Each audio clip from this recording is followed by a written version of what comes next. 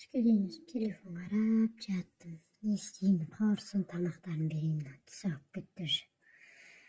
Негізі маған лунный цикл қатты әсерін береді екен. Мына жерде жиналған түске дейін балалар не жеді, Құдай біледі.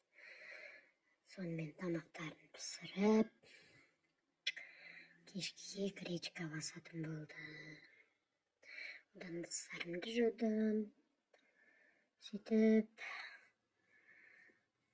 бір минутта ыдыстарын жуып тастап, етімді орап тастаған, ойыншықтарын жинап тастаған, тәтем не деген супер робот.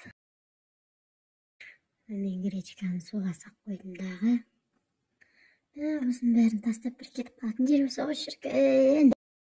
Оның арасында үйдің ішінде шашылып жатқан ойыншықтарды жинап шықтым. Мына бөлмелер осылай шашылып жатады. Оны жинадым. Өтірік ұйықтап жатыр. Кіреберісті аяқ киім шашылып қапты. Ваннаның іші мынандай болып жатыр. До конца ремонт бітпеген 3 жыл болды кіргенімізге. Құдай-ай, бір күні бітер. Осыған да жете алмай жүрген қаншама адам бар.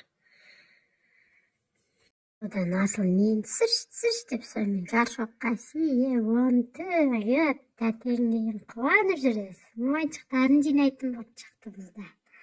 Жақта төсекті жинадық. Толдай балалардың артынан қалған. Одан кейін, қарасам тұзым жоқ екен, ұмытып кеттім ғой. Енді магазинге бару керек.